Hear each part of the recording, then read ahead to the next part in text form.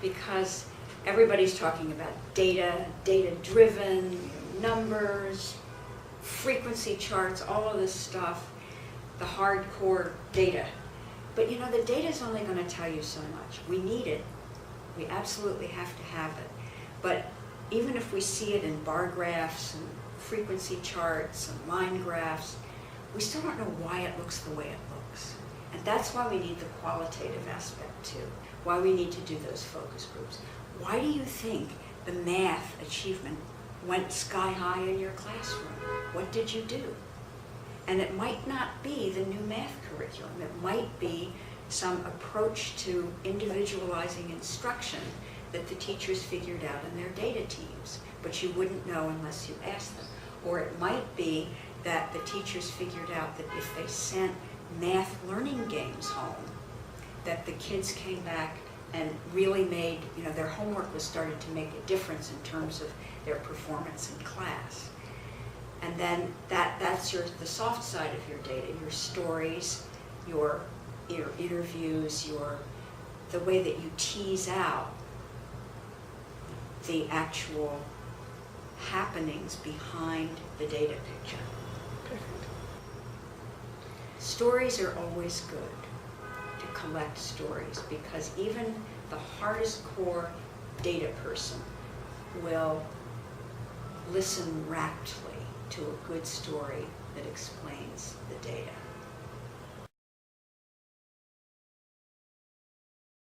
So how can we use evaluation to help us identify what we're doing that's high impact? Because we only have so much time and resources. Let's not waste our time on garden variety stuff because we've always done it, but it doesn't make a difference. And a lot of times the garden variety stuff can be tweaked, so that gives us a little experimental opportunity.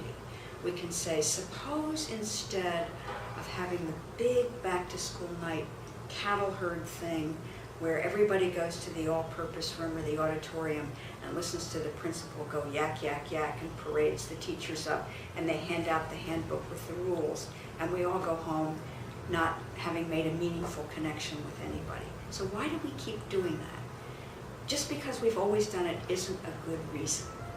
So let's try something different.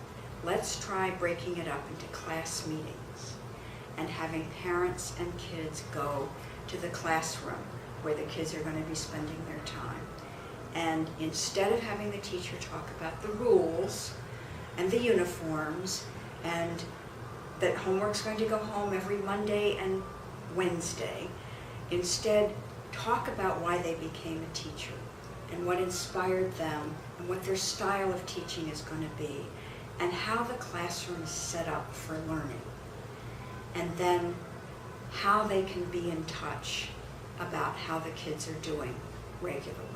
And let's see if that doesn't make a difference in terms of student adjustment to school because they've seen the classroom before they're in it, and then the teacher-parent communication.